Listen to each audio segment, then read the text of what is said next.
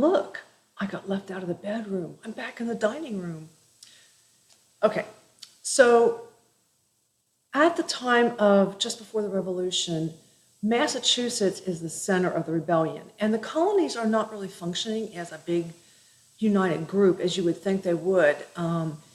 And the king has sent troops into Boston because it's the place where the Sons of Liberty are mostly stomping around, causing a problem. And there's other issues there. It's a big port city, it's a big trading city, and all these troops are housed there, and we're going to talk about that some later on too. Now, to supplement their income, the troops weren't very highly paid, and they would work nights and weekends on the docks, and they would work for less money than the dock workers. And so that caused some friction between the troops and the locals because they were undercutting them as far as work was concerned. Because sometimes the ship owners would think, well, I can just wait until this evening to offload that ship because I can pay those British soldiers less and get the ship offloaded rather than to pay you. So there was a problem there. So that we're sort of setting up this whole issue between the British soldiers not necessarily doing their soldiering, but causing problems in other ways. So this leads up to the Boston Massacre. Now, you notice we're several years out still from the Revolution. It's only 1770. And on March 5th, 1770, a fight breaks out between dock workers and British soldiers. Again, remember, they're angry because of the way the soldiers have taken their jobs, some of them. Probably didn't take their whole job away, but gave them less work. And so they start throwing insults and stuff at the British soldiers, and the British soldiers are highly outnumbered by this mob. And the mob begins to advance on the soldiers, and the soldiers are retreating, and a soldier is knocked down, and then somebody opens fire on the civilians who really don't have any guns. What they are doing is throwing insults and throwing rocks and snowballs. Now, that's not good, but they don't have guns, okay? On the other side of that, the British soldiers were way outnumbered. And so they were afraid. They're like, okay, this is a mob. They're throwing bricks and rocks and stuff, and we're outnumbered. And so once the fighting started and the guns started going, it was a mess. Colonial leaders used this incident as propaganda to push for revolution. Paul Revere, the same Paul Revere, he created a poster. The poster's hanging in the back of my room on the bulletin board. And Sam Adams made sure that copies of that thing were posted everywhere. And now remember, I told you that most of the colonists could read, and this is where it becomes important because during these times, if they wanted to get word out about something about the revolution, or there were committees of correspondence, whatever it was, the colonists, most of them can read. And if one person doesn't know how to read, probably the person sitting next to them in the restaurant or pub does know how to read, and they can ask them, what's the news of the day? So news gets spread very quickly, not by our standards, but by the standards back then, news gets spread quickly. So pretty soon, inside of a month, everyone in the colonies from Massachusetts to Georgia, everyone knows that British soldiers have opened fire on unarmed civilians and killed people. And of course, they only know one side of the story. I'm not defending the fact that the British soldiers opened fire on unarmed civilians. I'm just saying there are always two sides to a story, and the colonists were only getting one side.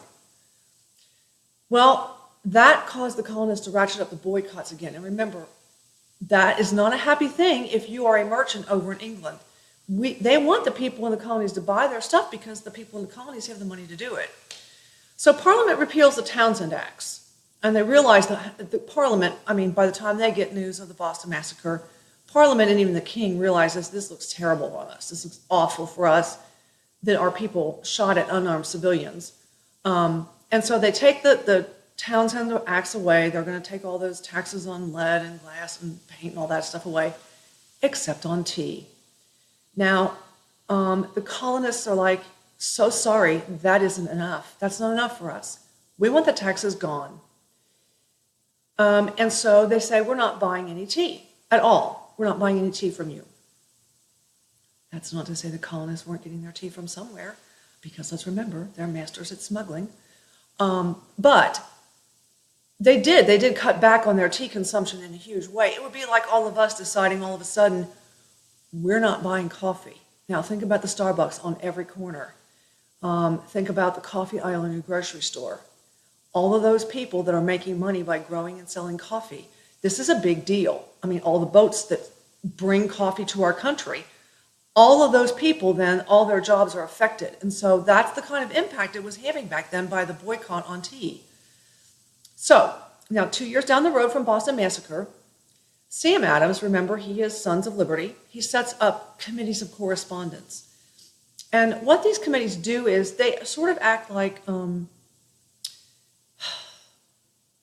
that the excuse of the day for instant messaging, for text messaging. They have contacts in each city. So there are a few people in Boston, a few people in Charleston, a few people in Philadelphia, in wherever else, that are responsible for getting the message out. So Sam knows he can send his message from Boston to Philadelphia. That person's going to send the message from there to Charleston. And the message, whatever it is going to get out and be spread quickly. These people will ride on horses overnight if they have to get a message spread, like the Boston Massacre or whatever else the message is that needs to be spread.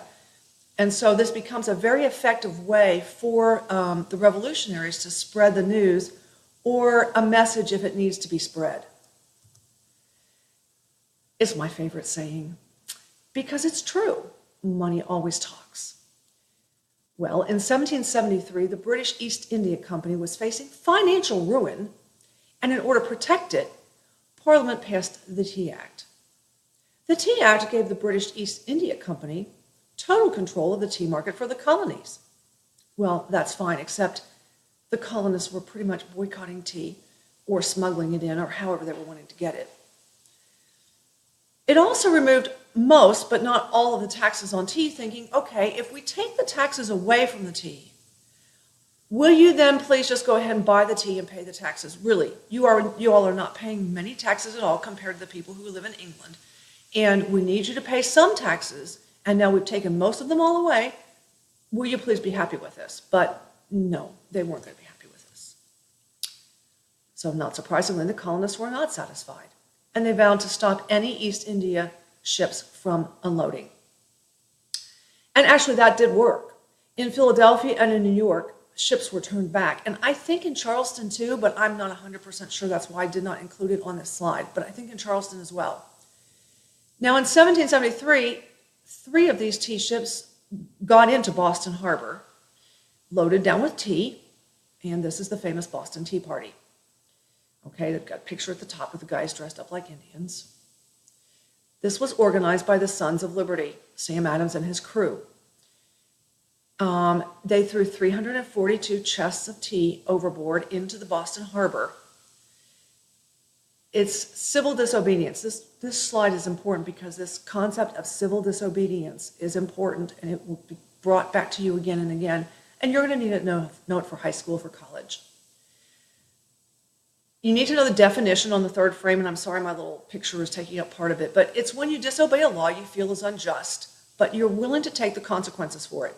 So these guys dressed up as Indians, not that if you got up close to them you couldn't see who they were, but it's dark midnight, dark time, and if they paint their faces like Indians and they dress up like Native Americans, a lot of people aren't going to see them from a distance and know who they are. So this painting that is done at the top of this slide is a little bit deceiving because it shows it's looking like it's broad daylight. It was not. They did this in the dark of night.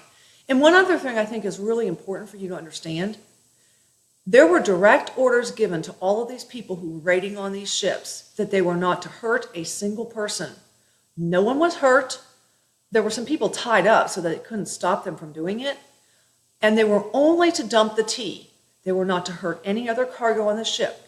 If there were loads of china, silverware, wine, anything else on that ship was not to be touched. Only the tea. If there was anything else, leave it alone. Just the tea went overboard. And really, that's all that happened. They dumped the tea because that's where their problem was. It was with the tea.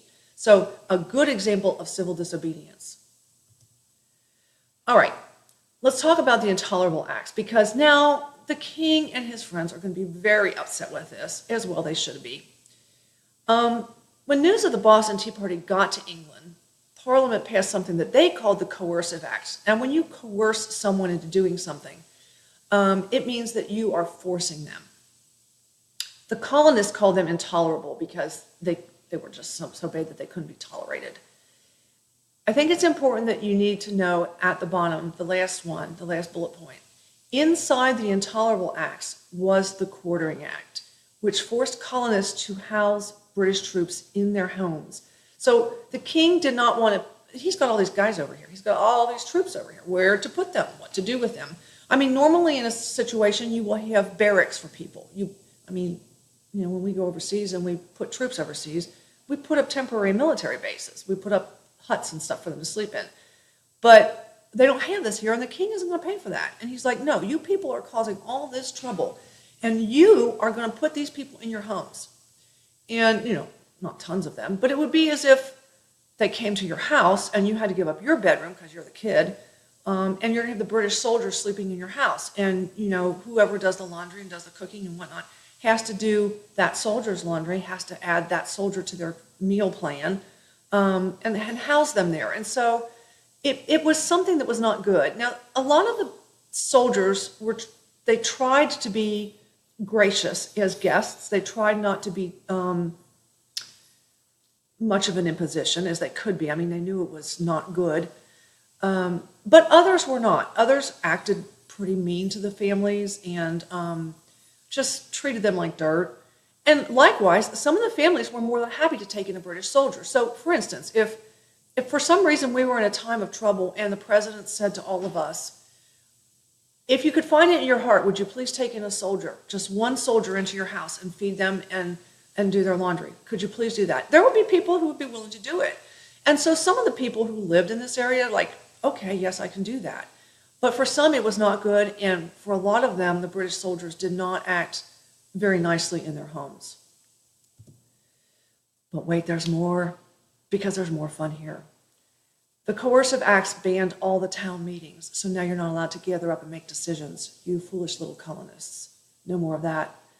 And Boston Harbor was going to be closed until the ruined tea was paid for. Now, how can you pay for the tea if you can't make money? Boston Harbor, the people there, make money by shipping things in and out. But you can't make money to pay for the tea if you can't have your jobs to ship things in and out. Furthermore, it doesn't tell you this, but I know the backstory. There was a very wealthy man in Boston who offered to write a check for all of the tea almost instantly, but the king and parliament turned him down and said, no, we're closing this port until the people foot the bill for this. Well, the people can't foot the bill for it because if you close the harbor, their jobs are gone. So it was really just more of a punishment than anything else. Again, these punishments mostly affect Massachusetts, but the other colonists find out because of the committees of correspondence, and they start to close ranks and help them out by sending food and supplies, and they get pretty ticked off about it.